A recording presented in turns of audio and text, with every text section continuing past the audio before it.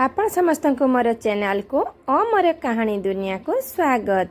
आजिर कहानी कर्मफल कहानी आरंभ करने पूर्वर जो मैंने मोर चैनल सहित आज प्रथम थर पर जोड़ी होती से माने मोर चैनल को सब्सक्राइब करंतु एवं ढेर सारा कहानी सुनिबार मजा उठांतु।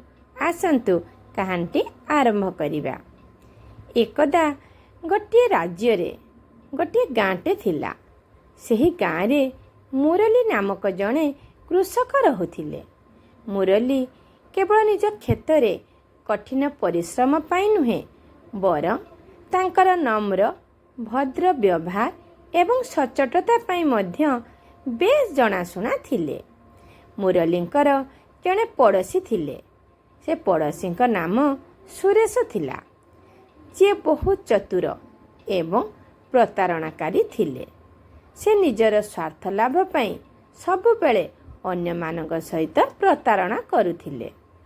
ନିଜର ସ୍ୱାର୍ଥ ଲାଭ ପାଇଁ ସୁରେଶ ଅନ୍ୟମାନଙ୍କୁ କିପରି ବିପଦରେ ପକାଇ ହେବ ସେ ନେଇ ସବୁବେଳେ ଯୋଜନା ପ୍ରସ୍ତୁତ କରୁଥିଲେ। ଦିନେ ସୁରେଶ ଭାବିଲେ ଯେ ଯଦି ସେ ମୁରଲିଙ୍କୁ ଫାନ୍ଦରେ ପକାଇ ପାରିବେ ତେବେ ସେ ମୁରଲିଙ୍କର କ୍ଷେତକୁ ନେଇପାରିବେ। ସେ ଏଥିପାଇଁ ଏକ ଯୋଜନା ପ୍ରସ୍ତୁତ କରି ରାଜାଙ୍କ ନିକଟକୁ ଗଲେ। ସେ ରାଜାଙ୍କୁ କହିଲେ ଯେ ମୁରଲି ତାଙ୍କ ଘରୁ ସୁନା ମୁଦ୍ରା ଚୋରି କରିଛନ୍ତି। ମହାରାଜ ଏହା ଶୁଣିଲା ପରେ ମୁରଲିଙ୍କୁ ଡାକି ପଠାଇଲେ। ମୁରଲି ଆସିବା ପରେ ମୁରଲିଙ୍କୁ ମହାରାଜ ପଚାରିଲେ, ମୁରଲି ଏହା କ'ଣ ସତ କି? ମୁରଲି ଏହା ଶୁଣି ଆଶ୍ଚର୍ଯ୍ୟ ହେଲେ ଏବଂ ସ୍ପଷ୍ଟ ଭାବରେ କହିଲେ, ନା ମହାରାଜ, ମୁଁ ତାହା କେବେ ମଧ୍ୟ କରିନାହିଁ।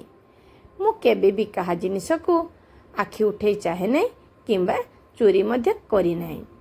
ମହାରାଜ ନିଷ୍ପତ୍ତି ନେଲେ ଯେ ସେ ସତ୍ୟ ଅନୁସନ୍ଧାନ ପାଇଁ ଉଭୟଙ୍କ ଘରକୁ ଯାଇ ସନ୍ଧାନ କରିବେ। ମୁରଲିଙ୍କୁ ଫାଶରେ ପକାଇବା ପାଇଁ ସୁରେଶ ପୂର୍ବରୁ ମୁରଲିଙ୍କ ଘରେ ନେଇ କିଛି ସ୍ୱର୍ଣ୍ଣ ମୁଦ୍ରା ଲୁଚାଇ ଦେଇଥିଲା। ମହାରାଜଙ୍କ ଲୋକମାନେ ଖୋଜିବା ସମୟରେ ମୁରଲିଙ୍କ ଘରୁ କିଛି ସ୍ୱର୍ଣ୍ଣ ମୁଦ୍ରା ପାଇଲେ। ଏହି କଥା ସେ ମହାରାଜଙ୍କୁ ଜଣାଇଲେ। ତେଣୁ ମହାରାଜ ମୁରଲିଙ୍କୁ ଦାୟୀ କଲେ। ମହାରାଜ ଏହା ଜାଣି ବିଚାର କଲେ ଯେ ମୁରଲିଙ୍କୁ ଜେଲରେ ରଖାଯିବ। କିନ୍ତୁ ମୁରଲି ଜେଲରେ ରହି ମଧ୍ୟ ହାର ମାନିନଥିଲେ। ମୁରଲି ସବୁବେଳେ ଈଶ୍ୱରଙ୍କ ନିକଟରେ ପ୍ରାର୍ଥନା କଲେ ଏବଂ ସତ୍ୟର ବିଜୟ ନିଶ୍ଚିତ ହେବ ବୋଲି ଆଶାବାଦୀ ରହିଲେ। କିଛି ଦିନ ପରେ ଜଣେ ଅତି ବୁଦ୍ଧିମାନ ବ୍ୟକ୍ତି ସେହି ରାଜ୍ୟକୁ ଆସିଲେ। ସେ ଲୋକମାନଙ୍କୁ ବିଶ୍ୱାସ ଦେଲେ ଯେ ସେ ସତ୍ୟ ଏବଂ ନ୍ୟାୟ ବିଷୟରେ ଅନୁସନ୍ଧାନ କରି ବହୁତ କିଛି ସମସ୍ୟାର ସମାଧାନ କରିପାରିବେ ଏବଂ ସେ ସତ୍ୟ ଅନୁସନ୍ଧାନରେ ହିଁ ଏହି ରାଜ୍ୟକୁ ଆସିଛନ୍ତି। ସେହି ଗାଁର ଲୋକମାନଙ୍କର ବିଭିନ୍ନ ସମସ୍ୟା ମଧ୍ୟ ଖୁବ୍ ସଫଳତାର ସହ ସମାଧାନ ସେ କରିପାରିଲେ।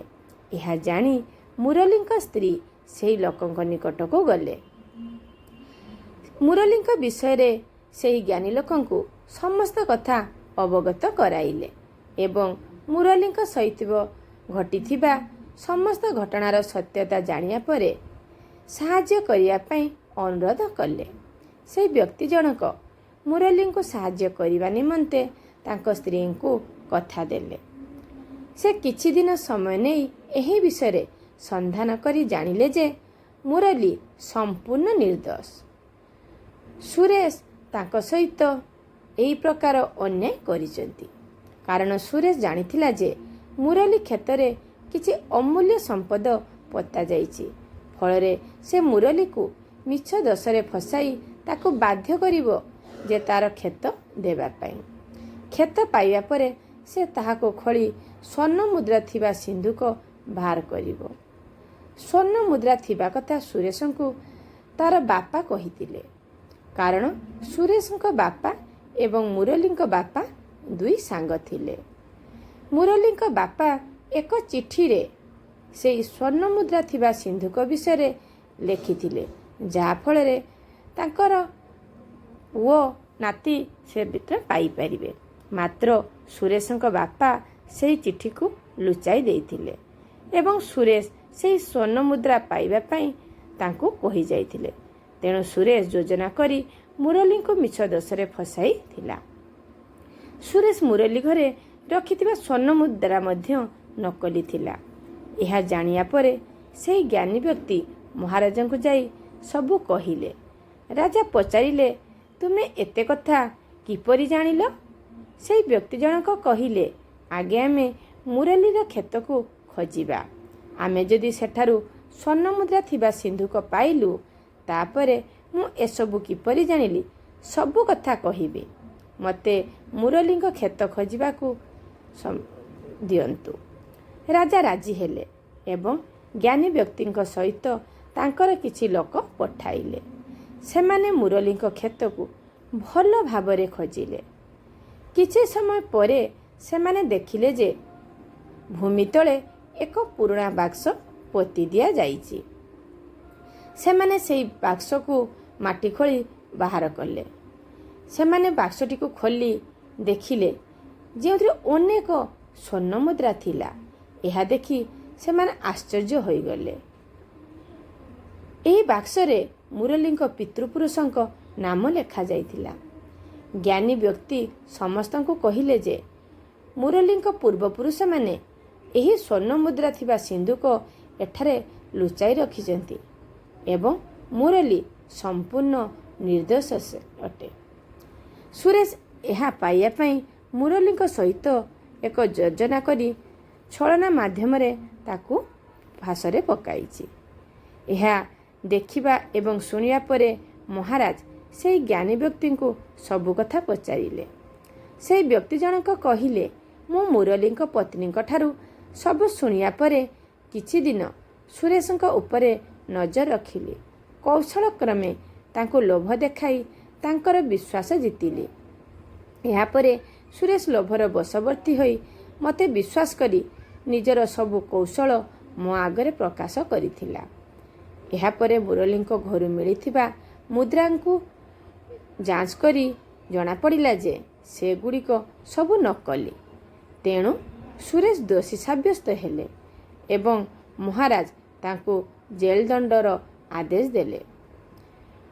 ମୁରଲୀକୁ ନିର୍ଦ୍ଦୋଷରେ ଜେଲରୁ ଖଲାସ କରାଗଲା ଏବଂ ସେହି ଜ୍ଞାନୀ ବ୍ୟକ୍ତିଙ୍କୁ ମଧ୍ୟ ପୁରସ୍କୃତ କରାଗଲା। ମୁରଲୀ ଏବଂ ସୁରେଶ ନିଜ ନିଜର କର୍ମ ଅନୁଯାୟୀ ଫଳ ପାଇଲେ। ଗାଁର ଲୋକମାନେ ସବୁ କଥା ଜାଣିବା ପରେ ମୁରଲୀଙ୍କ ସଚ୍ଚୋଟତା ପାଇଁ ପ୍ରଶଂସା କରିବା ଆରମ୍ଭ କଲେ। ମୁରଲୀ ସତ୍ୟର ଜୟ ହେବାର ସର୍ବଶ୍ରେଷ୍ଠ ଉଦାହରଣ ଉପସ୍ଥାପନ କରିଥିଲେ ଏବଂ ଶାନ୍ତି ଏବଂ ବିଶ୍ୱାସ ସେହି ଗାଁକୁ ଫେରି ଆସିଥିଲା। ମୋ କାହାଣୀଟି ଏଇଠି ସରିଲା। ଆପଣମାନଙ୍କୁ ମୋ କାହାଣୀଟି କିପରି ଲାଗିଲା ନିଶ୍ଚିତ ଜଣାଇବେ। ତା ସହିତ ଲାଇକ୍, ସେୟାର ଏବଂ ସବସ୍କ୍ରାଇବ୍ କରିବାକୁ ଆଦୌ ଭୁଲିବେ ନାହିଁ। ଆସନ୍ତୁ ଏହି କାହାଣୀରୁ ଆମେ କ'ଣ ଶିଖିଲେ ଜାଣିବା। ଆମେ ଏହି କାହାଣୀରୁ ଶିଖିଲେ ଯେ ଯିଏ ଲୋଭର ବଶବର୍ତ୍ତୀ ହୋଇ ଅନ୍ୟର ଅନିଷ୍ଟ ଚିନ୍ତା କରେ, ଅନ୍ୟର ଅମଙ୍ଗଳ କରେ, ଅନ୍ୟକୁ ବିପଦରେ ପକାଇବାକୁ ଚେଷ୍ଟା କରେ, ସେହି ଲୋକ ହିଁ ବିପଦରେ ପଡ଼ିଥାଏ।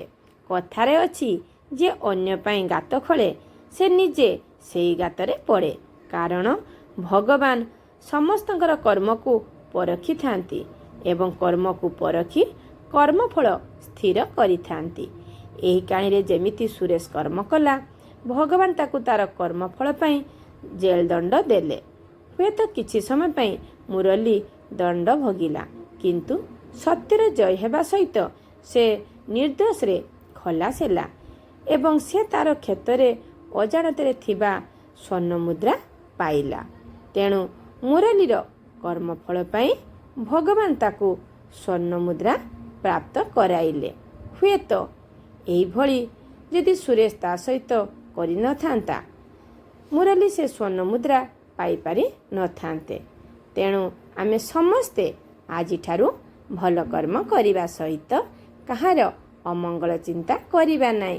କାରଣ ଭଗବାନ ଆମକୁ ଆମର କର୍ମ ଅନୁଯାୟୀ କର୍ମଫଳ ସ୍ଥିର କରିବେ। ଏଇଠି ମୋ କାହାଣୀଟି ସମ୍ପୂର୍ଣ୍ଣ ରୂପେ ସରିଲା। ଆପଣମାନେ କାହାଣୀଟିକୁ ସମ୍ପୂର୍ଣ୍ଣ ରୂପେ ଶୁଣିଥିବା ଯୋଗୁଁ ଆପଣମାନଙ୍କୁ ଅଶେଷ ଅଶେଷ ଧନ୍ୟବାଦ।